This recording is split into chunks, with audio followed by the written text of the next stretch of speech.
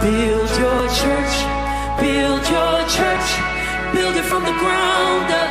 It's yours. So would have to do this thing again, it's obvious. Pastor Goodness, good day, ma. I don't know if you're still here. If you're still here, maybe in a few moments I can take a brief input from you if you're still here. But I wanted to say something about what our sister said about people that should be called, people that are called that should do this, open up, be vulnerable, or to receive people's vulnerability, that they have to be people that are called to it. I'm saying, in my own opinion anyway, I feel no, there are two things I'm going to say. Number one is, it could be a calling, yes, in a way, but not necessarily in the traditional way that we consider callings, like, a pastor. Calling basically is once you sense a drawing in you, in your spirit, towards meeting a particular need, that is one of the things that God created it for. Then you now have to start equipping yourself with information and training, along those lines. So it could be a calling. It could also be born out of just the desire to help out in that area, because you've observed that there's a very huge need there. So you go for the requisite training so that you can be more proficient, in that area. The other thing I'd like to say about that is that when it comes to the fears that people have, with vulnerability, and of course the fears are real, but there's some things that I wish I could, because if I delve into that now, that will also drag us. There's a scripture, James chapter 5 verse 16. If we go into that scripture, it would take some time for me to even unravel the little thing that I've been able to glean from it in the light of this, because the Bible talks about confessing our faults, one to another in the old King James. In the new King James, they confess, our trespasses to one another, and then so that we can forgive each other, pray for each other, then there will be healing, and then the later part of that verse says, and the effectual fervent prayer of the righteous makes power available. And we quote that ending part of that scripture, but we leave out the very context in which it was taken from. And the context it was taken from is the context of this conversation that we're having right now. So I'm saying that maybe the safest place to have that kind of conversation, if the God in his omniscience knew that man being who man is, that is an issue, yet he said we should do that, it means that there's a very important part of the Christian faith in our organization, in our family, Christian family setup, that we are missing out on, because we are not hearkening to that spiritual injunction. In fact, it's so bad now that when people read that text, pastors read it, they just read it and they say, not in this generation, and they don't move on, painting a picture that God doesn't know what he's saying, or that God didn't have adequate foresight, in that presentation. And that for me is worrying, and we don't have time to really go so deep into that, but I'll be making some reference. Pastor Aslan, I'm going to come to you briefly, but let me try to also bring on, Mama Josephine. I don't know if Mama Josephine is still here with us. Mama, we would like to hear from you also on this subject of vulnerability. Our time is winding up, but I'd like to take, certain persons that are on. I really, really value your presence. If it's convenient for you, ma, please do join in. Oh, mommy, thank you very much. Thank you for joining in, ma. I celebrate you, mommy. Mommy, can you hear us, ma? I can hear you. Oh, wonderful, mommy. Nice to have you. We are happy to have you with us, ma. Thank you so much. Thank you so much. It's our pleasure, It's ma. So, mommy, very Josephine. wonderful. Yes, ma. Yes, ma. I say you're doing a good job. Thank you very much. Oh, we thank God, mommy. All glory to God, ma.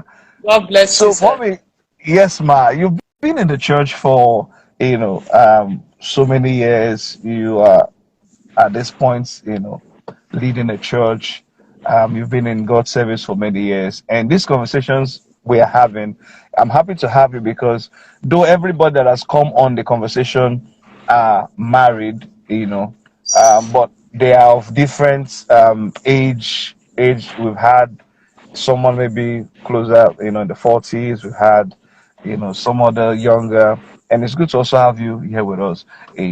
So the question we've been raising, and you've been in the faith for quite a number of years, is we believe, that there's the background of the church so far in our own, the context of our own life.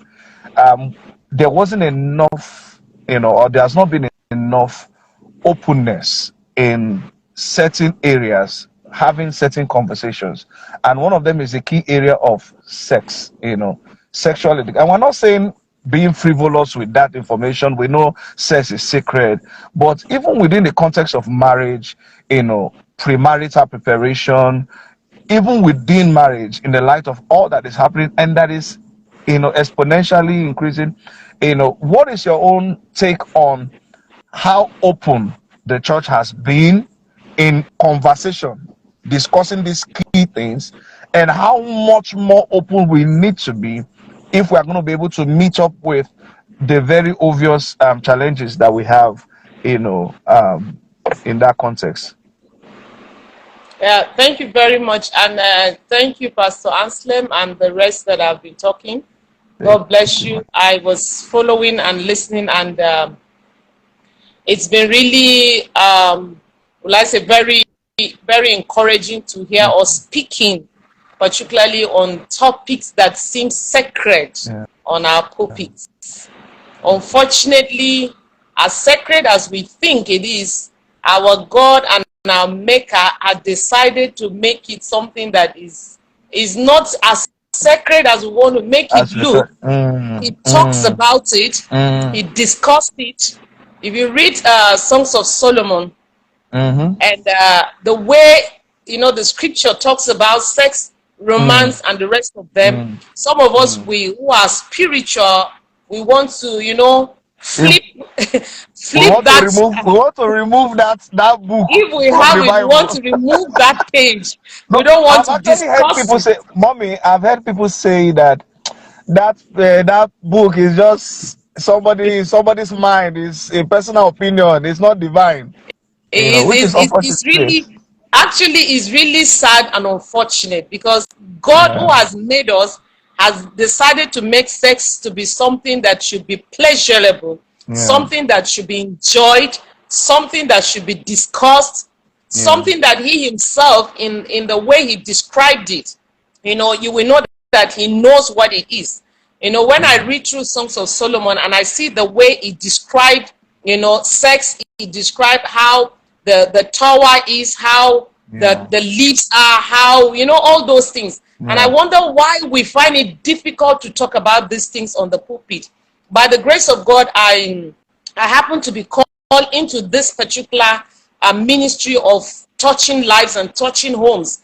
And God told me in 1987 that I'm going to bring laughter to homes. And anytime I climb the pulpit, these are areas that I try to talk about, that we try to not want to discuss on the pulpit, which sometimes I don't blame us to an extent, but I think the church is actually evasive on this, and this happened to be something that is destroying us, destroying the youth, destroying our homes, and destroying the totality of us. So the church has not done well by not discussing this, because these are things that God himself had discussed about it, because he knows that it is part of our lives. I can also understand the place of why the church is a bit quiet about it, is because we have not been able to pick what and how we should address it. So when you see some people talking on sex issues on the pulpit, sometimes they use vulgar words. They use things that you yourself would be embarrassed and ashamed to listen to. As much as sex is pure, as much as sex is good and it is honorable, I think we need to also talk about it with discretion. We need to talk about it in a way that we ourselves, when we are discussing it, will be happy and comfortable about it. Because the church is actually a stage where we have different kinds of people coming on to the church, Yeah. different ages, different mindset. So when you come there, you have to be very careful on how you Yeah. discuss about it. But to be honest, the church has not done justice to the topic of So that's sex okay. and vulnerability. Yes, ma. Yes, ma. Yes. Thank you, Yes. God mommy. bless you. God You see, bless you. God brought Pastor, you to this broadcast. Pastor Ashley We're was gonna. saying something, and I Yes, think ma. Sister, she was saying something about vulnerability. It Yes, yes. takes That's where we started the courage. conversation from. Yes. Yes, ma. Honestly, it takes courage to be vulnerable. It takes Mm-hmm. courage. It takes Mm-hmm. courage. It takes courage because some people have been wounded by Mm, being vulnerable, mm. and that made people to be careful what to discuss, and that has also killed a lot of people. Mm. But like I was saying it to some people today on a platform, that I would prefer to be open and move on and leave you with your shenanigans than Yeah, for me to keep it yeah, at the end of the day and kill myself. Because I've seen how yeah. being vulnerable has helped a lot of people from killing themselves because they were Mm-hmm. open. Yeah, So yeah, the yeah, onus yeah. is on us, who people see as a last bus stop to Mm. talk with. Unfortunately, a lot of us have not done so good, because the same way people will come to discuss with you, we go on the pulpit and we start preaching about them. What they told you in private. What Please, they mommy, told you. hold on. I need to acknowledge our big daddy. Our big daddy is here. Please let us acknowledge and celebrate our big daddy, Papa Ansel Maduboko. Daddy, thank you for joining in. It's amazing to Thank have you, Dad. Thank you, That's sir. nice. That's Thank you, nice. sir. Thank you, Daddy, for coming on. It's Thanks, good to Daddy. have our fathers with us. Yeah, so that when we're getting it wrong, Daddy will Will correct us. draw us and say, "Come, what you said was not right." Yes, yes. And Yes. in fact, one of the people that opened me up to the idea of, openness and vulnerability is, I won't, I'm not trying to just embellish our father, but the way he is open is conversations when he preaches. Sometimes he just says stuff like, and I'm like, wait, this man, where is he coming from? Because he just be like, I've had let me not go that side. That would just say something. I'm like, this is so unreal. Like, I've not heard pastors and fathers talking that way, and that's one of the reasons why we're having, this conversation, ma. Yeah. Thanks, Dad. Yeah. Thank Yes, you, Daddy. yes, Yeah, like I was saying, you yes, see, mommy. people go to the pulpit and they start talking what somebody has shared with you. Mm, That's in the principle of counseling. One of the things we were taught is confidentiality yes, ma. and not being judgmental.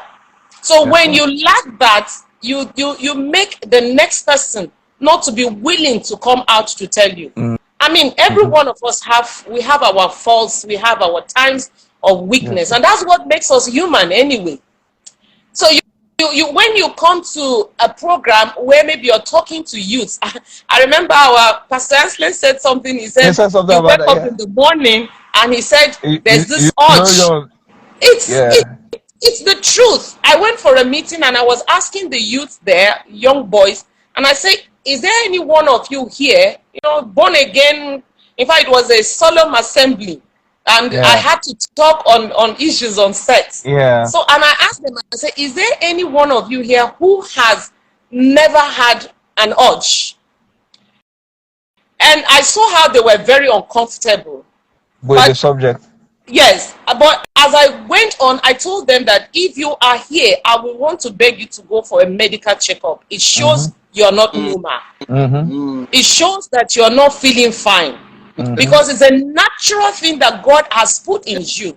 When my children Yeah. were growing up, in the morning, one of them one day told me that he's having pains in his groins. I had to sit him down and start talking to him because I knew he's coming of age. Yeah. And I told him that you will have this urge, but it doesn't mean that you must express Yeah. it.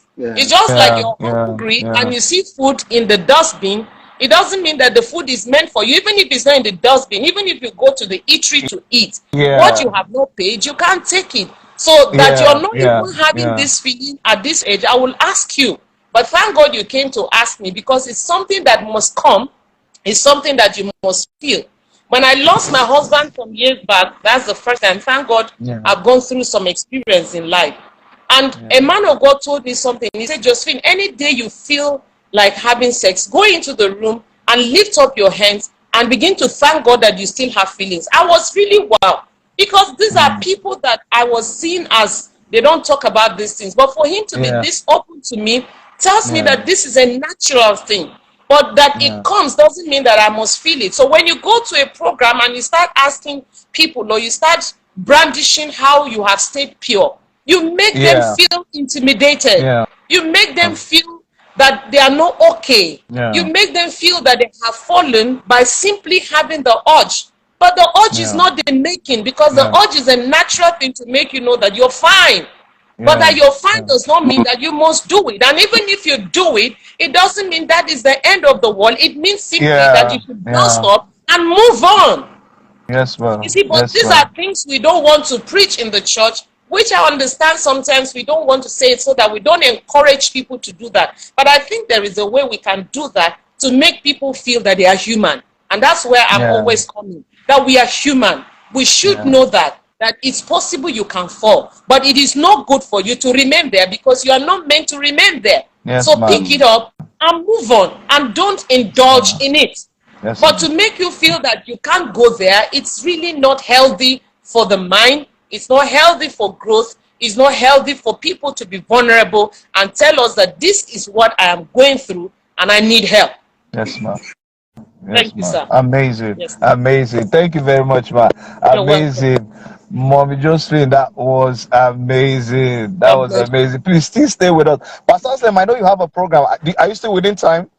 Are you still within time? Oh, okay. Wonderful. So I appreciate everyone who is on this broadcast and everyone who is contributed. This is so powerful, not just for those who are with us live right now. We're also believing that even after we're done with the broadcast, people can still, get this stuff and listen, because these are very powerful truths that we are talking, about. There's something you brought up, Mama. You said something. You said something, Mama. Daddy, we celebrate you, Daddy. God bless you, God bless you, sir. Every second day on this broadcast is a blessing. We are blessed. We're enjoying apostolic grace and covering. Just that you are here, sir. So we are so blessed to have you, Dad. Yeah. Oh, more grace, Daddy. Grace to you, side the way, sir. God bless you, Daddy. Yes, sir. I was actually talking to Pastor Aslemo. Not to you, Daddy. Not you, Daddy. We are even glad that you are here. Thank you, sir. Yeah, so Justin, I was saying, right? You said something when you were talking about when people are, maybe trying to manage the subject of vulnerability and how much we can say, or to the degree to which these things should be addressed, because of the fear of maybe being suggestive, encourage or bring, maybe for want of a better word, to corrupt innocent minds, so to say. And the reason why we are doing all this talk from this background is because this actually spills into marriage. Everything we're talking about now, it's not just pre-marriage, it's actually what is happening. Because now, the same way we carried that idea from those who were who were youths that were not yet married, we carried that same idea into when they now got married. People who are married now, maybe married for 10 years, married for 5 years, married for 15 years, and they were in the church for like 10, 15 years before that. That's a total of, say, 30 years. And in that 30-year period, they've never really had open, conversations about these matters that we're talking about. And if we're talking about the fact that, especially in this dispensation, that we don't want to talk about certain things because we feel there are vulnerable people amongst us, or a demography amongst us that might be negatively impacted, personally, I have a reservation with that, because I also, by the grace of God, happen to address some of these issues, by reason of the calling of God on my life, but mostly towards, I intentionally mostly towards one to channel towards the youths and even the younger ones, say like the teenagers, even the preteens. I really love, addressing those, because the truth is this: that is where we start getting it wrong. All the marriages that are having issues today, that are having, sexual issues, a lot of those sexual issues are actually tied to the errors that were in place from way back when in these people's lives, right? So most times, recently I was in a program, and I was addressing young people, and I've learned from experience, not just because of that meeting. Every time I go to a meeting and I'm teaching, youths and teenagers, and sometimes I go to some places, they want to remove the teenagers, like, no, these people, that I laugh. I say, don't worry, leave them. So they say, no, this one is just 9, no, this one is 10. I said, don't worry, leave them. The truth of the whole matter is, when we start having these conversations, you will see in the eyes of these young people that there's nothing you're talking about that is strange. There's nothing you're talking about that is new. In fact, when you begin to engage them, they will engage you, and you will know that, look, they know what they're talking about. And so I think that we have handled it with kids' glove for too long. It's time to take off the kids' gloves. We need to come frontally and deal with this issue, because a lot of things are going wrong in marriages today as a result, of that. Aside from these fundamental issues, because some we are still talking about, okay, sexual purity and all that. Beyond that, even in marriage, it is a lack of conversation also that is making husbands and wives not know what to do, not how to deal with certain situations that they have within their marriages, because other people have had it, but on Sunday morning they wear anko and come and sit in church. It's unfortunate. A young lady came to me many years ago to complain to me that she was having a difficult time with her faith, with everything, and the reason was because her parents were, at each other's throats every single time they were, they were at it. So she would tell me how the thing would evolve into physical, assault, fisticuffs, and all that. And then, so when she told me, "Yeah, you got away the church where me I was. Then I wasn't married. I was a youth pastor leader, and I'm like, wait, I don't understand. Is it these people that I know?" He said yes. She said even on a particular Sunday, Apostle Henry, God bless you, you're welcome, sir. On a particular Sunday, she was saying to me that, look, even this morning they fought physically on a Sunday morning before coming to church. I said, but I've never seen your parents not sit down next to each other with anko. He said even this morning they fought before they wore that clothes and come and sit, that they are not even talking to each other now. Now, that is a context that a young lady has for marital example, and she is also going to proceed into marriage, and she then that. Yes, she will repeat that same process. Yeah. And there are no opportunities for conversations to be had. Because there's no time when we come together, even when we come together and say, let's talk about in marriage and programs or whatever, we are not still talking about real issues. When we're even talking about sex and all that, we will bring some teachers that will come and say, okay, give your husband and all that, make him happy. Husband, make your wife happy. Then some will dare to go a step further and say, there are different styles. There's this style, there's this. But it's beyond that. There are conflict issues that has to be addressed, and that I've realized that some Christian, married people, will I say naively, think certain things that are not true. For example, and I'm going to address, because our time is actually up. I want to bring up, there's certain things I noted as certain myths that I married. Let's see if we can do one or two of them. For example, we have people who believe, because, Pastor Aston was talking about this in the teachings, due to some teachings, some people have actually said that, sex is unspiritual. I've heard somebody teach that when you want to have sex, the Holy Spirit will leave you, and then after the the sexual experience. We're talking about a marriage, Get within that the context of marriage. That when you're done, then the Holy Spirit will come back, because the Holy Spirit is too holy. to be in the It middle of can't, can't be in Sex the is middle of, holy. Sex is holy. exactly.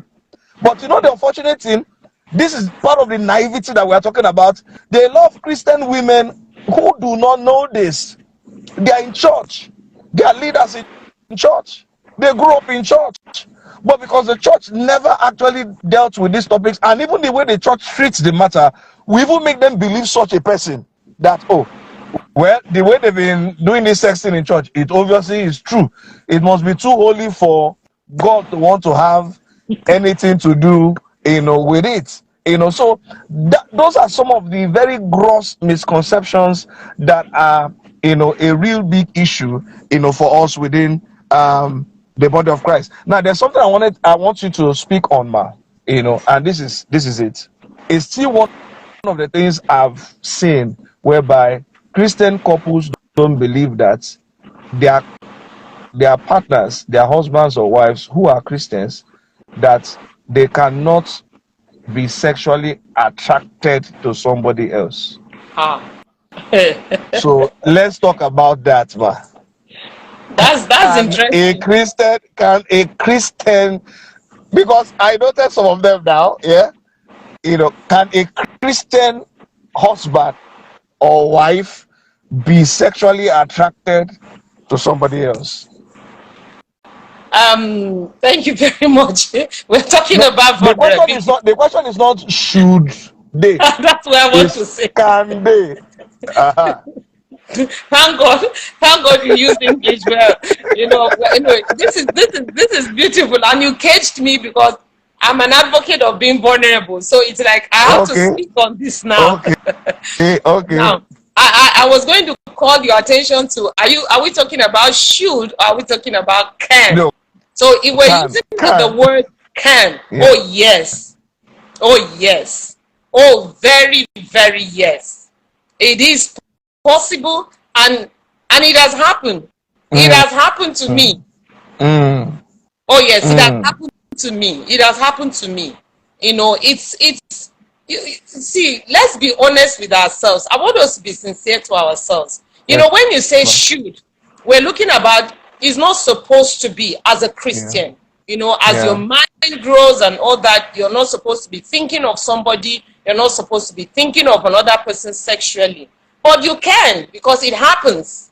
It happens. Yeah, because some things sorry, excuse me, I'm sorry. I want to read what Bysta Margaret said. She said, do you get hungry? Yes. She just posted it now in the comments. Must you eat from every restaurant and Betty Booker? No. Good. That's very good. Do you get hungry? Even when you're fasting, you get hungry. Yeah. I mean, in the spiritual mood, you get hungry. But because you know that you're not supposed to eat because of what you have made up your mind to, you don't go ahead to eat. Yeah. So, but it doesn't make you a sinner, or it doesn't mean that you have fallen by the thought of wanting to eat. That I want to eat and I did not go to eat, it doesn't mean that I have already broken my fast. I'm still fasting. It's just that feeling that, oh, I have to. So yes, you can have that. You talked at length on how the things and the informations we have gathered as youths have formed our way of approach in our marriages, and that's why a lot of us are affected. I have spoken to, I think, by the grace of God, I have been in this work for over 30 years now. I'm almost getting to 40 years in the Lord. I gave my life to Christ in 1984. So I understand what we are seeing. So, when people begin to feel otherwise, a lady was telling me that she can't imagine her husband touching her breast. I'm online. I know this is, we always want to use a different word, but I have to be honest with you. And I asked her, I said, why? And another one was telling me that, what is it in sex? I told her, I said, the problem is because you have never experienced the pleasure of sex. Because if you do, you will not say there is nothing in sex. So a lot of us come into our marriages with this mindset. and we are not even vulnerable to our spouse. And that's where we Yeah. have not even experienced what God has given to us that is pleasurable. Yeah. And like you said, in sex education, we the church should be vulnerable, but even in sex education, there are certain things that the understanding of a child is not up to that. And that's why sometimes we Yeah. tell Yeah. our speakers that, okay, there are teens here because they won't Yeah. understand that. So we Yeah. try The to way you are put the presenting, class yeah. Yeah. in a way that we want to talk to them, because the days we are in are really, really horrible days. And where we see children wanting to experiment what they don't know, what they don't have an understanding of. They just feel, oh, this is what is going on. And they want to put it to practice. Some of them are watching it. They don't even know what it is. Innocently, I can tell you, they are innocent in their minds. But they just want to explore because they see it happening. And it is in that context that we try as much as possible. When we come for sexual issues on the pulpit, we try to separate so that when we want to speak to them, we speak to them on the contents of what they understand. And that's where I remember Pastor Anselm was talking about having professionals. You know, it's not everybody you go to meet, either him or one of the or the other sister. It's not everybody you go to meet. And you see some counselors who claim to be counselors, people coming to them for counseling, and they start insinuating, setting up the person, which is why you need to look for professionals. If a woman comes to a man who is a counselor and she has sexual issues and she starts talking to him on that, because he's a professional, there are professional ways he should handle. But some of them don't go in the professional way. They start asking her some personal and intimate questions that set her up. And that's why I agree with the fact that we should look for people of our sex to talk to, same gender, so that we will be safer than going to where we will be abused, which also we are not ignorant of. As much as I believe in us being open and vulnerable, I also still believe that we must also be careful in speaking on things. Exploitation.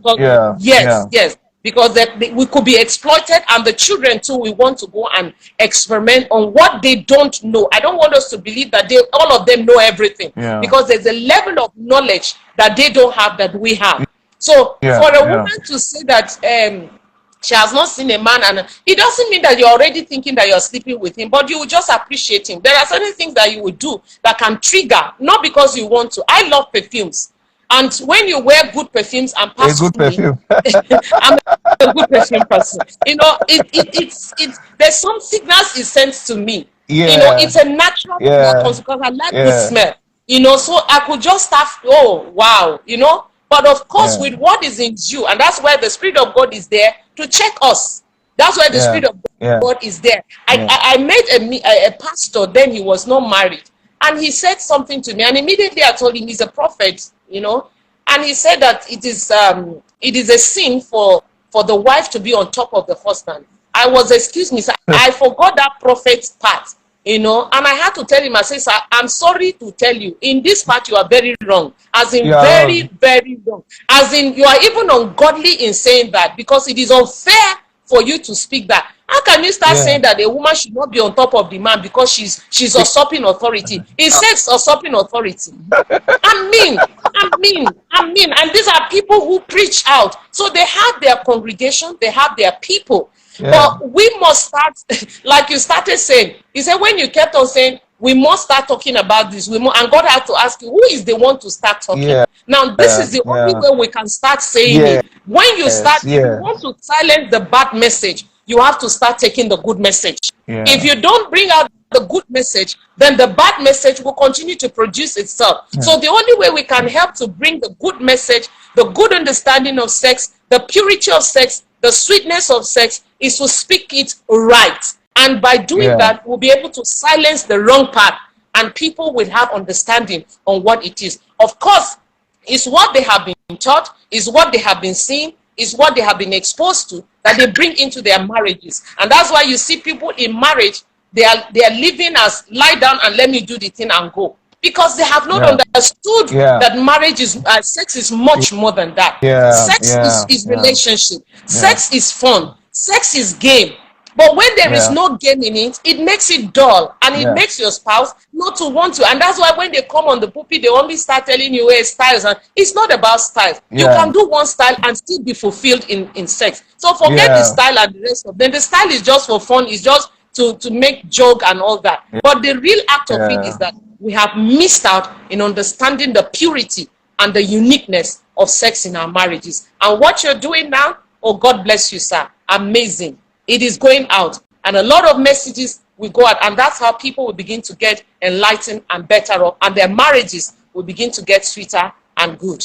God bless you, sir. Yes, but thank you, man. Thank Thank you, you. man. God bless you. So Pastor much. Austin, I'm going Yes. to take you now, then I can release you because I know your time is your time is almost. Yeah, let me take your input, Pastor Anselm, and then I can release you. So on this matter, Mama did so wonderfully that she took it up from the place of this misconception that of that idea of can your spouse be sexually attracted to somebody else, and then she took it from there, and then she delved into so many area where the naivety in marriage is so glaring, right?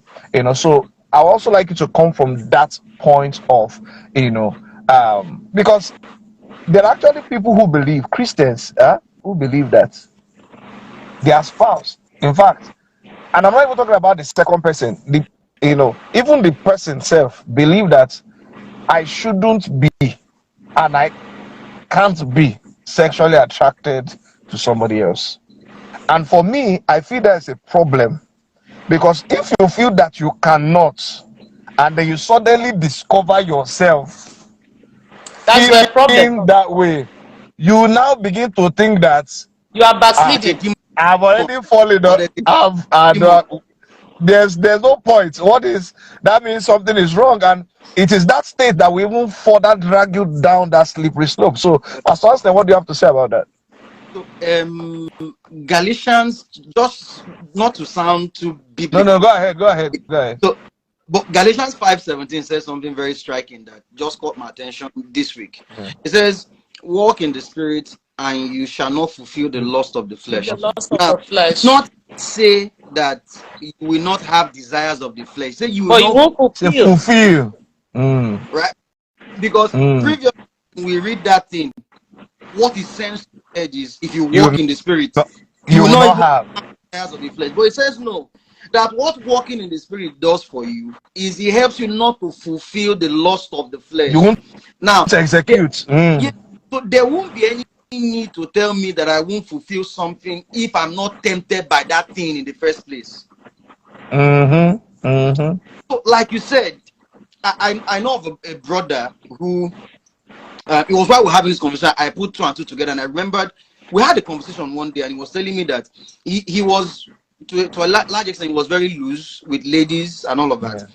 So I cast my mind back to, because it was when we were talking about confess your faults one to another. We had, Yeah. whenever he calls, he would come to me, tell me, see what I did, I was wrong, please help me, Yeah. and we had those conversations. So it was whilst we were talking, I remembered he told me that when that thing started, he all of a sudden just began to have sexual urges towards the opposite sex.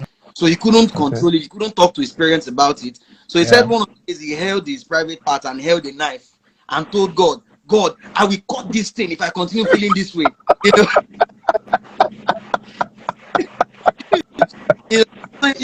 that was the only way, because he felt like with the level of spiritual investment he was putting himself through, he shouldn't You have shouldn't have. You those shouldn't have. Yeah. first place. So just like you said, what we've been taught or what some persons have been made to believe is that once they start feeling that way, they have sinned. Mm-hmm. You know, and once you have that mindset, there's nothing to fight again. So when we don't have people who we can look up to, one of the preachers I love to listen to a whole lot is Bishop T.D. Jakes. And one of the reasons why I love to listen to him is he's real. He's very T.D. Jakes will make you understand that sometimes he feels like slapping somebody. And I've been in that position before. So I'm not looking at you like, oh, you are one person who is up there, I can't attain to your level, you know, so I have to wait till I'm older before I will not be serious with God. No, I'm listening to you, I'm seeing what God is doing through you. And I understand that sometimes some of the proclivities are Yeah. Unmute yourself, Pastor. Are you good? I think he had a little network issue, but he's back now. Are you back now? Okay. Yeah, Yes, you're back now, right? Yeah. yeah. So it's very easy to relate to somebody who you feel Yeah. understands Yeah. what you're going through. So I feel like we need to normalize being human beings. Right? Exactly. We need to normalize Exactly. being human beings. In the church, yeah, we need to do that. Stop trying to churn out from our churches robots or people who are angels who never feel like human beings. The Bible tells us that the flesh and the spirit will always war. It's a normal thing. Always. It's constant. In fact, man of God, can I say this? Yes, the sir. truth is, we're actually not even producing robots. What we're actually producing is a hypocritical people. Yeah. Because somehow we all now come to an agreement that, okay, since this is the face that we want to be showing ourselves, when we come together, let's show ourselves this face. Then when we disperse, we can now go and be our human selves. And then the problem is we are not now helping each other, and we're not taking advantage of the resources of the spirit to better ourselves. Yeah. That I'm just trying to buttress that thing you said. Yes, sir. So, yes. Sorry, Pastor. Let me say something. Yes. You know what Pastor Ansley was saying, and you know that has affected even our relationship amongst ourselves. You see, when you go to the gathering of Christians, you will not see people laughing. There's this straight face. There's this, holy walking, holy movement. Yes. People don't crack jokes. People are so straight. You know that kind of a feeling. It's all this idea of holy, that kind of thing, and it's affecting us in every area of our lives. Every area of our lives. Yes, ma. Go on, sir. Go on, sir. Yes, ma. Thank you, ma. So I feel for me, we just need to let people understand that it's okay. Being perfect does not be tempted, and in even when people, that idea of making people feel like someone said God is not a God of second chance. I'm looking at him. That's and I'm seeing. Well, actually, no. Actually, it's correct. No, God is not a God of second chance. He's a God of multiple, endless chances. So, so in a way, we need context. I like that. No, I understand what you're saying. I'm just trying to tell the person how wrong can you be? That's so wrong. We just have to. And for me, Elijah was a man like passion. It's for me to talk to people. There's nothing. Yeah.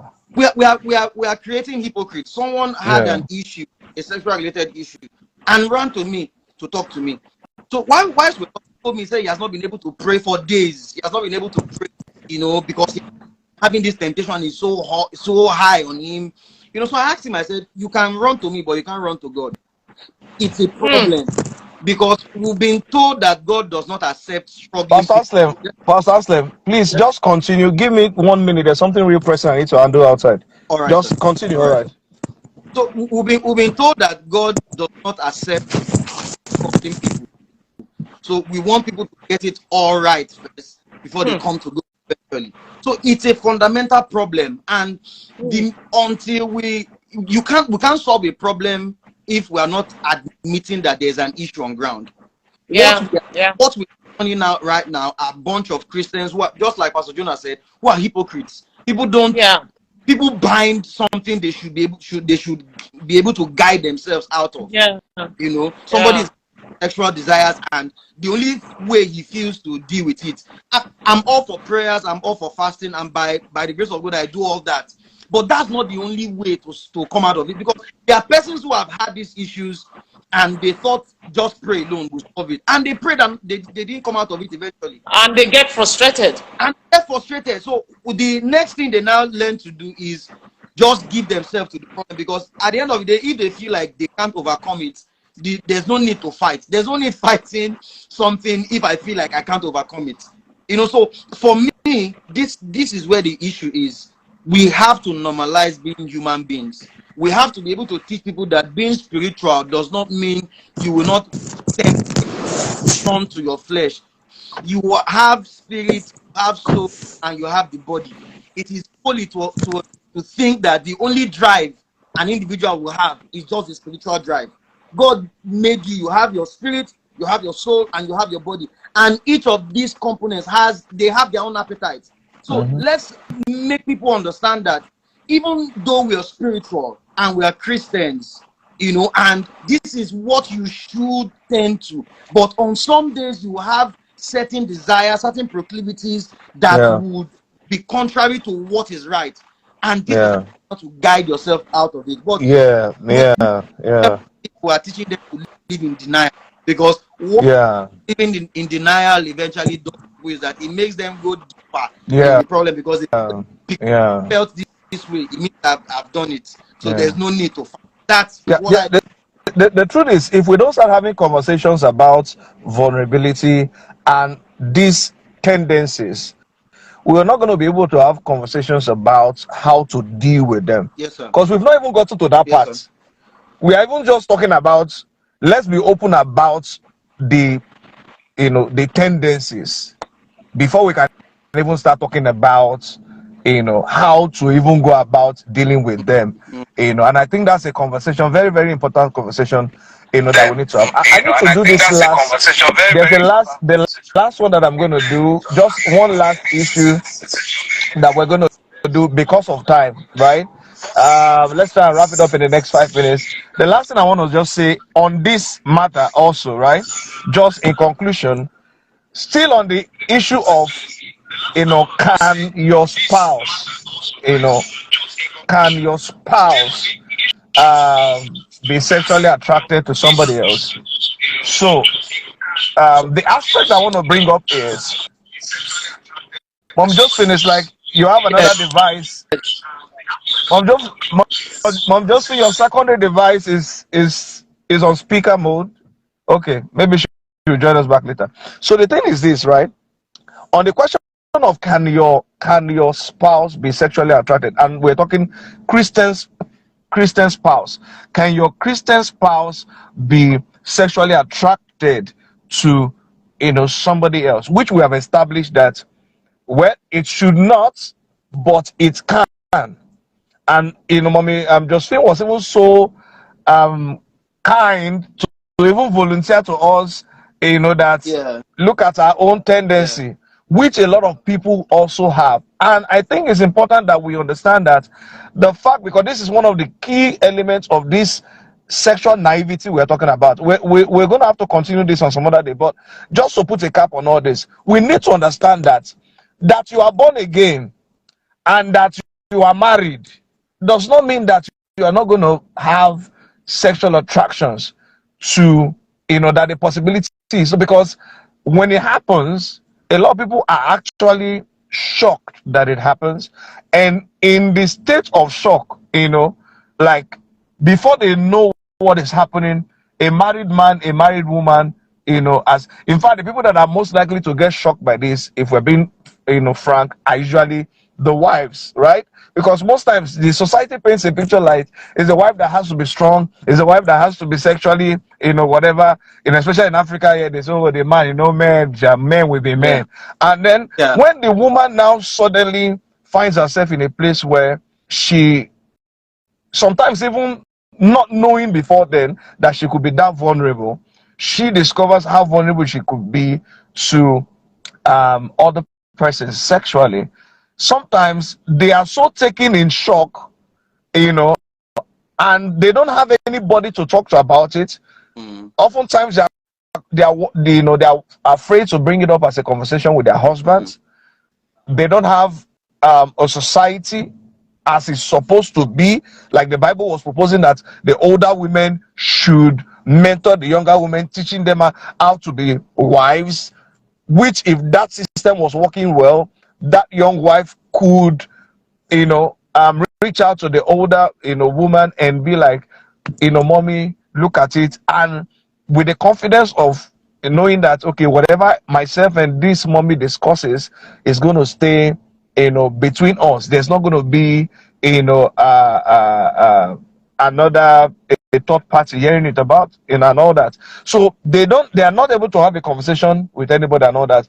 And then in that their world of not being able to sort it out by themselves, that can actually quickly easily slip into a fantasy state.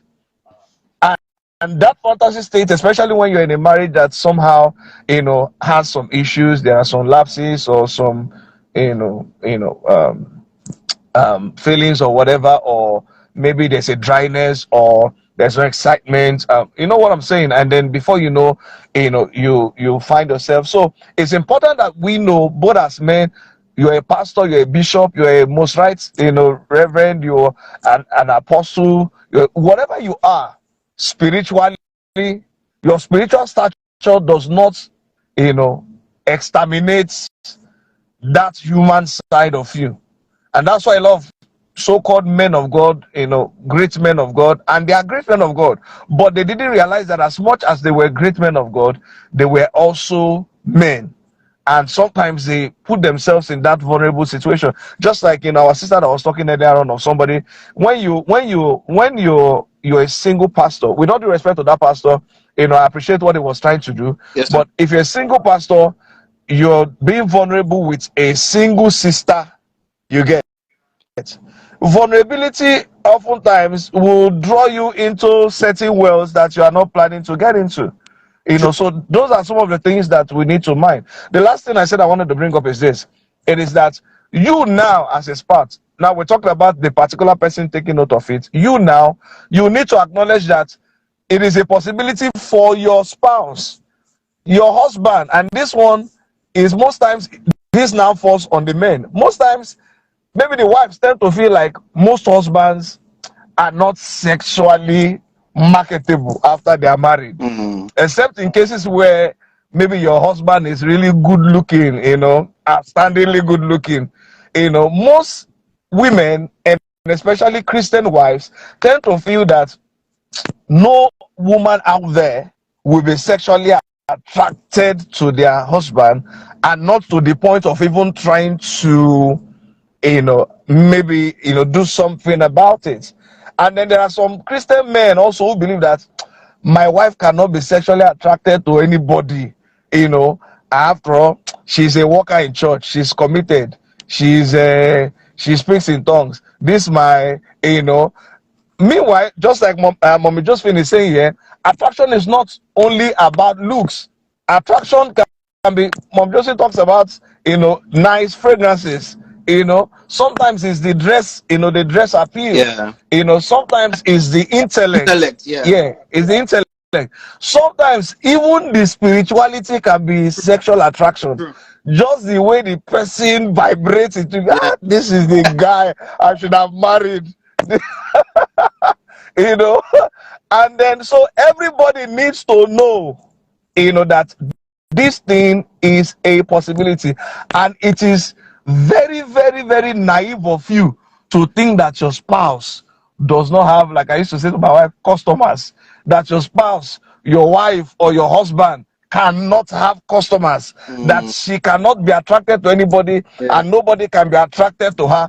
Even if you don't treat your wife right, even if your wife dresses in a more conservative way, there are still going to be men out there who that her appearance is their preference. Yes, sir. If you say your husband is a big-headed, vein on the forehead man, this man is too ugly.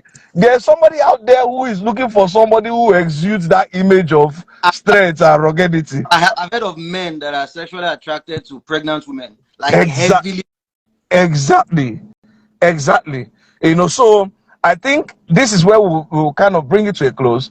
Every spouse must realize that I think if we get this idea, there's another angle that it takes care of, because a lot of sexual recklessness in marriages is tied to the fact that we are so naive to think that, what's the worst that can happen? This my Christian wife, what will she do? The worst she will do is she will complain. Yeah. If there's a lapse sexually, or there's a lapse in sexual satisfaction, oh, what will she do?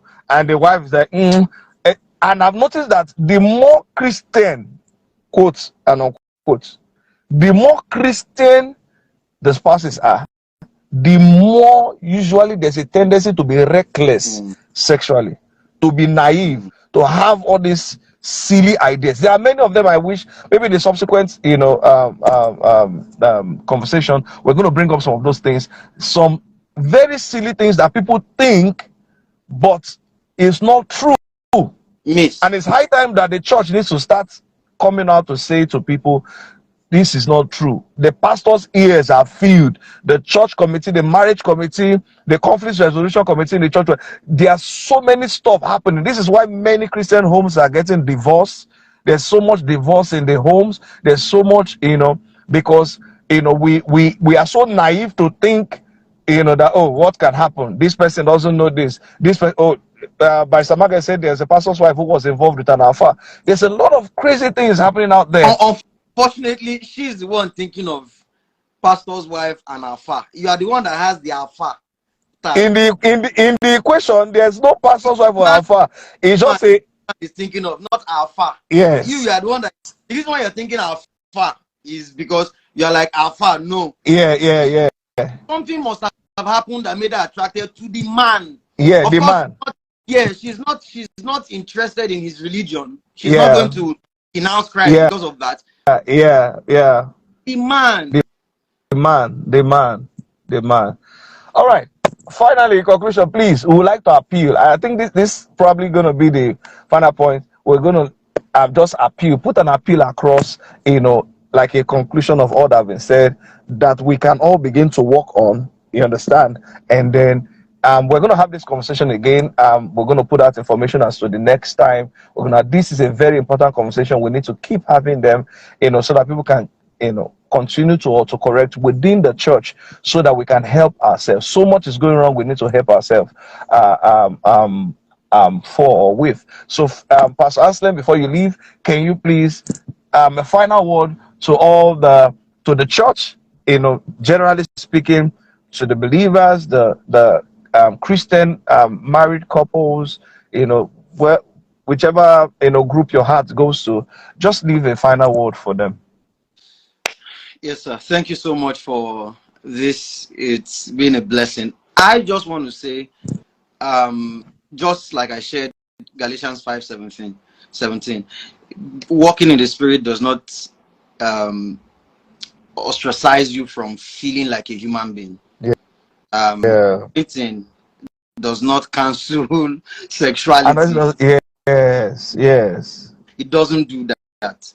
So let's normalize being human beings. And in the church, I also feel like on the part of the church should do its best to see how to address this issue, but the church cannot solve all the problems.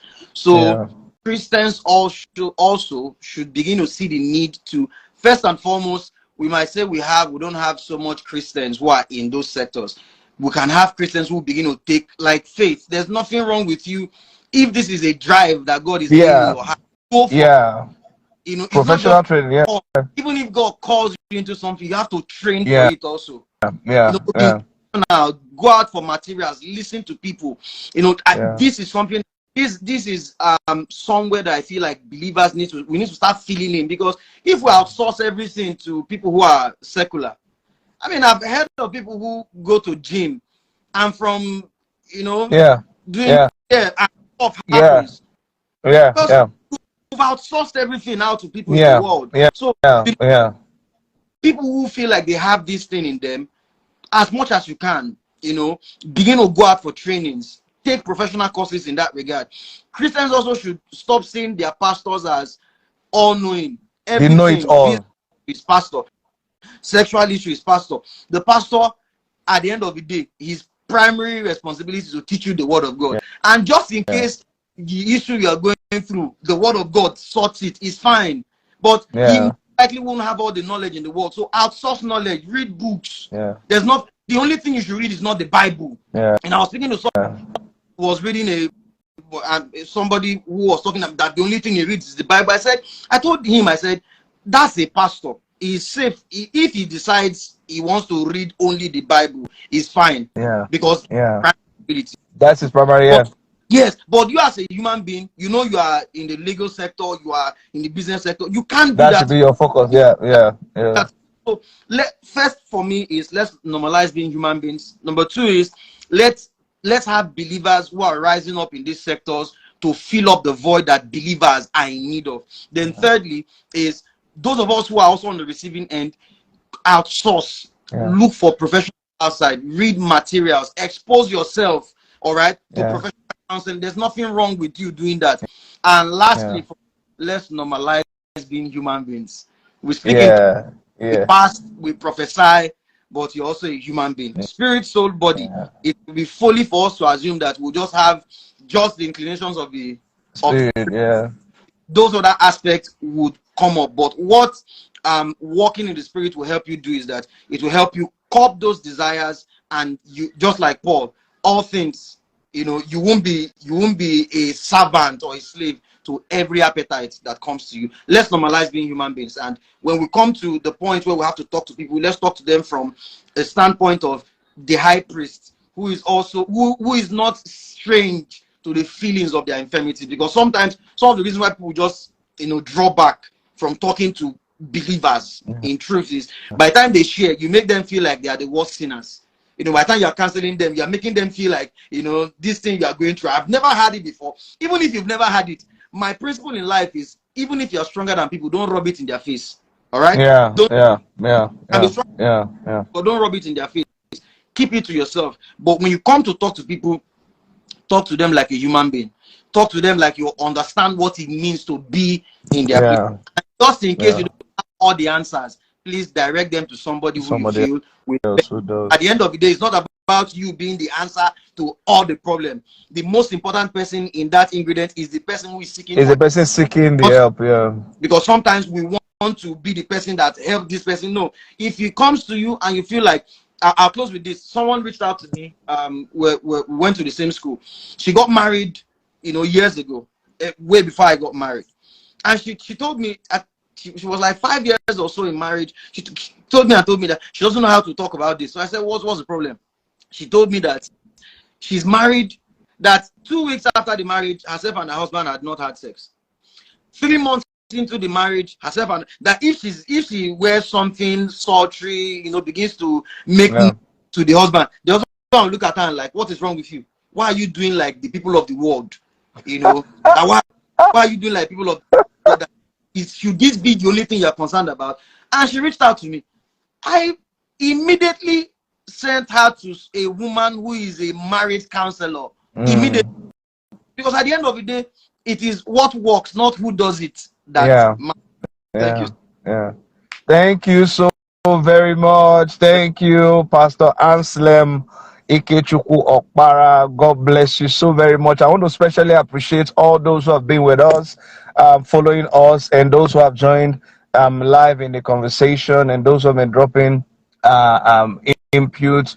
Mommy Josephine Ashiwaju, thank you so very much for your contributions when you came on live, and you're still dropping comments and inputs. I can see how passionate you are about this. Definitely we're going to be having you again, Ma. This was unplanned though. I need to let you guys know, none of this, you know, the input was planned except for Pastor Anselm, who I reached out to and said, you've got to join me on this. You know, Mommy Ashiwaju just came on her own. It was amazing. Barrister Margaret just came on, you know, Faith and all the many other people that wanted to join in. Even we had our father in the Lord, you know, Apostle General Anselm Maduboko on this live broadcast, and he was with us for a couple of minutes before he had to rush in for the program he's having at Owerri. You know, and all the people, I can see many people that joined it. Pastor Reverend Dr. John Uchenna, God bless you, sir. I celebrate you. More grace, sir.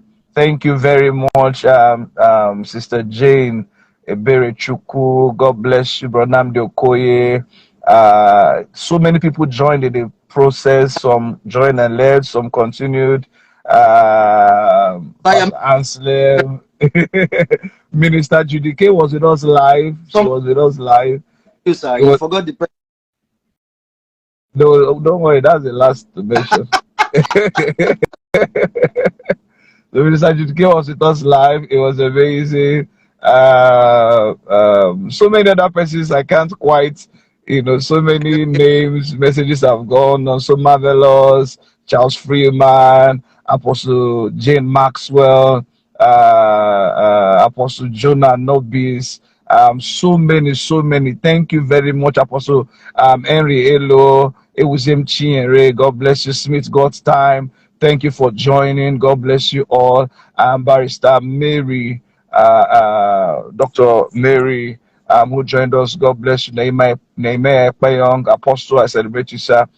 So many persons. I might not be able to take all the names, but the Lord bless every one of you for your input. It's obvious that this conversation is one that is worth having. It's obvious that God, actually, like the Spirit of God moved me, that we had to have this conversation. Apostle Henry Elo, thank you so very much for joining in with us. And of course, Minister Adese Menakaya is just joining in, but we're about to go. I promise Minister Adam is also here. I promise that what is going to happen is we're going to have another conversation like this very soon, and we're going to put out the notice earlier, much earlier, days before, so that we can all prepare. We'll find a very opportune time, probably during the weekend, when every one of us will be home, or late in the evening, much late in the evening, maybe like 9 p.m. or 10 p.m. Build your church, build your church, build it from the ground up. It's